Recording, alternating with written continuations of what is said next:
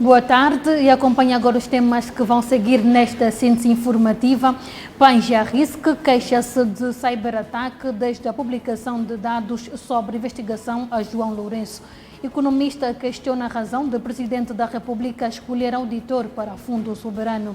Após falha no motor, Boeing recomenda a suspensão de 24 aparelhos 777. Vai seguir nesta síntese informativa.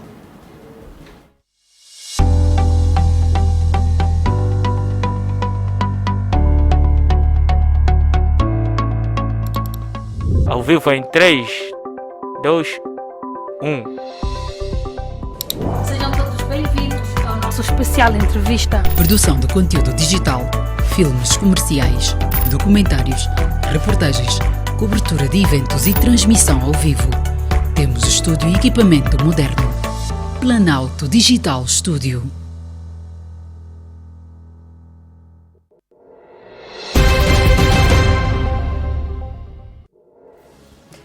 Estamos de volta com o desenvolvimento. A Panja-Risque, consultora de risco para a África e Médio Oriente, está a ser alvo de imensos cyberataques saído do território angolano desde a publicação de um relatório lavrado pela entidade em que torna público que o presidente João Lourenço está a ser investigado nos Estados Unidos da América. A queixa de que a Panja-Risque está a ser alvo de imensos ataques cibernéticos vem de seu diretor executivo, Robert Besseling, em entrevista à DW.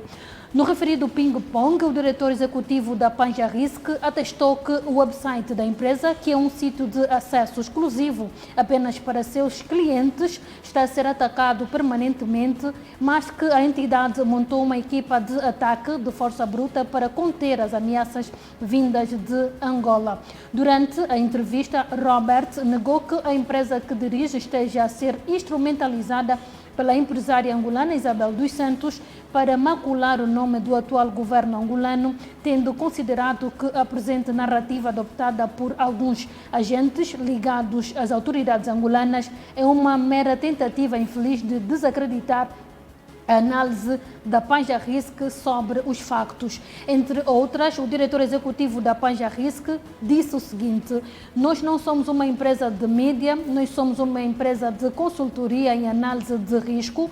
Nós trabalhamos para um número específico de clientes que precisam saber informações sobre o risco de um determinado país. Nós cobrimos 54 países africanos e 14 países do Médio Oriente. Angola é apenas um dos 68 países que cobrimos. Não há qualquer interesse nosso em distorcer a nossa mensagem de uma determinada maneira, disse Robert, que sublinha que a investigação contra o presidente angolano só não teve maior celeridade na administração Trump porque muitos membros do executivo de Trump tinham interesses comerciais em Angola e por isso faziam lobbies para frear o andamento das investigações. De referir que, de acordo com o relatório da Panja-Risque, nos Estados Unidos da América, o presidente angolano está a ser investigado por alegadas transações bancárias ilegais, fraudes bancários para a compra de imóveis nos Estados Unidos e uma conspiração para defraudar o Departamento de Justiça dos Estados Unidos da América. Além disso, há suspeitas de subornos que terão sido pagos pela construtora brasileira Odebrecht a empresas controladas por João Lourenço, a sua esposa Ana Dias Lourenço e parceiros de negócio próximos. O relatório da Panja-Risque que o seu diretor executivo Robert Besseling diz não saber como vazou dias antes do previsto para sua publicação, taxa também algumas empresas públicas e privadas de algum modo ligadas ao círculo mais próximo de João Lourenço, incluindo neste núcleo as construtoras Ango Projetos, Sotal, EGTES, Locomag e o Matapalo, a estatal Simportex, os bancos Sol e Bai, a imobiliária Imogestim, a Companhia de Cervejas de Angola e também a Orion, uma agência de comunicação ligada ao casal presidencial.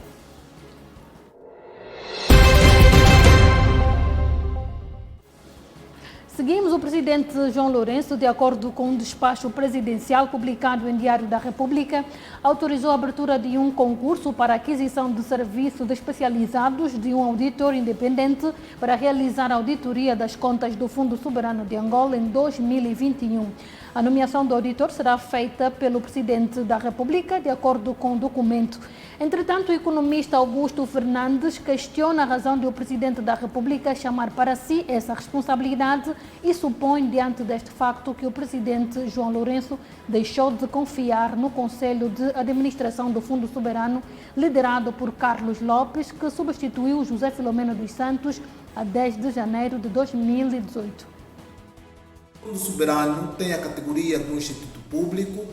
O Fundo Soberano de Angola exerce as suas atribuições estatutárias no âmbito de um decreto presidencial, não é? Foi constituído, tem as suas atribuições no âmbito do seu estatuto. E uma das atribuições do Conselho de Administração do Fundo Soberano é contratar prestadores de serviços. Então, ficamos nós sem perceber por que esta contratação da empresa de auditoria não está a ser feita com base naquilo que é contratação de prestadores de serviço, que o Conselho de Administração do Fundo Soberano tem legitimidade para o contrair. Só a título de exemplo, quando as empresas públicas querem proceder à contratação de empresas de auditoria, não socorrem-se do Presidente da República, fazem a contratação, a Sonangola, Indiama, entre outras, contratam os auditores externos ou internos dentro daquilo que é o procedimento do seu estatuto. Também os institutos públicos têm contratado os auditores na base daquilo que é a concertação entre o Conselho de Administração e o Conselho Fiscal. Mas dizer, não é, que também a auditoria faz parte de uma imposição do estatuto do Fundo Soberano. O Fundo Soberano deve apresentar anualmente as suas contas auditadas e comparecer do Conselho Fiscal. O Fundo Soberano, por recomendações estatutárias, não é, deve elaborar o relatório de contas, submeter à auditoria, a auditoria aprovar ou fazer as suas considerações que deve fazer a nível do relatório de contas, pegar esse relatório, submeter ao Ministério das Finanças, que é o Ministério de Tutela e Superintendência. O Ministério das Finanças dá o seu parecer e submete ao Presidente da República. Então, aqui há uma inversão de procedimentos que nós temos que entender o porquê. Porque está o Fundo Soberano a ser auditado no âmbito de um decreto presidencial. A pergunta que nós devíamos aqui fazer, porque a matéria do Jornal de Angola não traz o conteúdo sobre isso, é em que termos o Presidente da República está a contratar o auditor.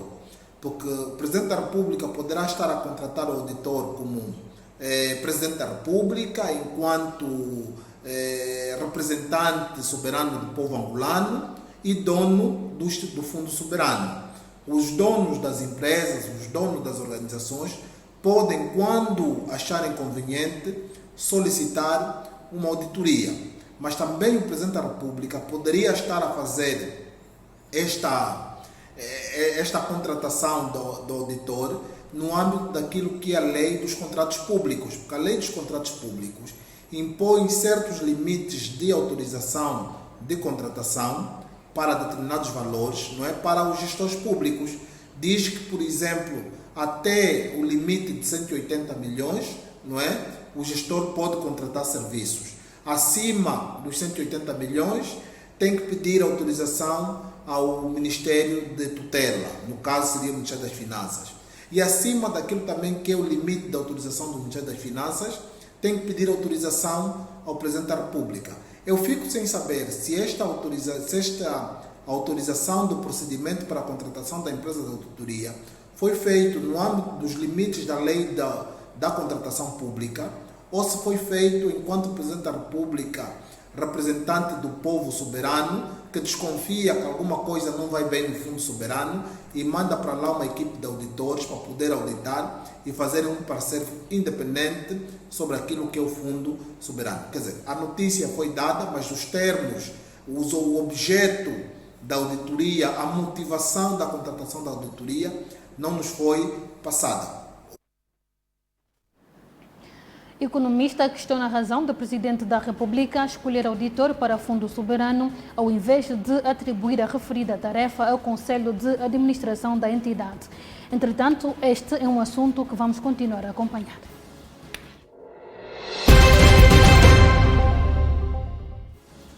Após um incêndio no motor de um aparelho em pleno voo no estado de Colorado, que se deu no passado sábado do Boeing 777-220 da companhia norte-americana United Airlines, levou com que o fabricante norte-americano suspendesse a mobilização de 128 aviões do modelo 777 que se encontram em serviço. O voo da companhia norte-americana United Airlines deslocou-se de Denver, Colorado, em destino a Honolulu, no Havaí. Levava 231 passageiros e 10 membros da tripulação a bordo foram forçados a regressar no aeroporto de onde saíram depois de o motor direito ter incendiado em pleno voo. No entanto, o avião aterrou em segurança e nenhum dos ocupantes ficou ferido. Através de um comunicado, a empresa diz que, enquanto a investigação das autoridades está em curso, recomendamos suspender as operações dos 69 aviões 777 em serviço e dos 59 em armazém com motores Pratt e Whitney 4112. Entretanto, nesse domingo, o regulador norte-americano para a aviação exigiu as inspeções urgentes aos aviões Boeing 777 equipados com o mesmo tipo de motor.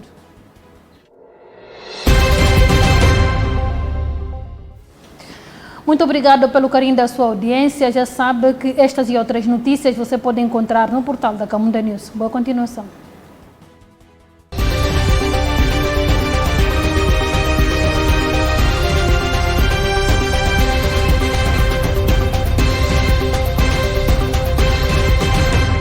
Camunda News. Informação atualizada e cidadania.